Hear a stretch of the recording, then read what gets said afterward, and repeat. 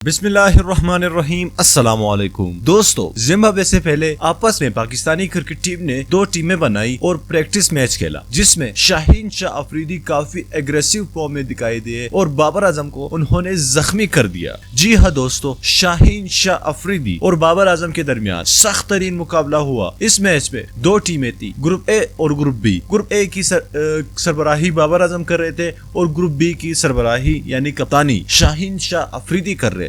اس match کے دوران شاہین شاہ افریدی نے ایک خطرناک باؤنسر بابر اعظم کے ہیڈ پر دے مارا، وہ تو اس باؤنسر پر بابر اعظم بچ گئے۔ دوسری بال پر بابر اعظم نے ایسا چکا لگایا شاہین شاہ افریدی کو کہ اس کے ہوش ٹھکانے آ گیا۔ اب شاہین شاہ افریدی غصے میں تھے، جو کہ آپ سب کو معلوم ہے کہ شاہین شاہ افریدی کافی اگریسو کھلاڑی ہے اور کبھی کبھار وہ غصے میں آ جاتے ہیں، پھر وہ نہیں دیکھتے کہ آگے کون سا بیٹسمین کھڑا ہے، بابر اعظم کھڑا ہے یا کوئی اور للو پنجو کھڑا ہے۔ تو انہوں نے 2-3 میٹر ایکسٹرا سپیڈ سے دوڑتے ہوئے بابر اعظم کے سر پر ہیڈ پر گیند دے مارا، وہ بھی فل ٹاس، یعنی نو بال تھی وہ بال، انہوں نے دے مارا۔ اب یہ جان بوجھ کر انہوں نے کیا یا غلطی سے ان سے ہوا، یہ تو ہمیں معلوم نہیں۔ پھر اس کے بعد بابر اعظم پہ ہیڈ پر گیند لگا۔ یہ تو لاکھ کر ہے کہ بابر اعظم نے ہیلمٹ پہنا ہوا تھا، تو بابر اعظم معمولی سے سر پر ان کی چوٹ آئی اور وہ کچھ دیر تک گراؤنڈ میں بیٹھتے رہے۔ پھر اس کے بعد وہ جلدی آؤٹ ہو گئے۔ پھر ڈریسنگ روم میں ان کو ڈاکٹر کے پاس لے جایا گیا۔ اب رپورٹیں آ رہی ہے کہ بابر اعظم پر کے سر پر معمولی چوٹ لگی ہے شاہین شاہ افریدی کی گیند کی وجہ سے، اور ڈاکٹروں نے یہ بھی کہا ہے کہ وہ انشاءاللہ 4 سے 3 دن میں ٹھیک ہو جائیں گے۔ یعنی کچھ لوگوں کو یہ وہم تھا اگر بابر اعظم ٹھیک نہیں ہوتے تو وہ زمبابوے کی سیریز سے ڈراپ ہو سکتے ہیں، لیکن آپ لوگوں کو میں خوشخبری بتا دینا چاہتا ہوں کہ بابر اعظم بالکل ٹھیک ہے اور انشاءاللہ زمبابوے کے خلاف سیریز میں آپ کو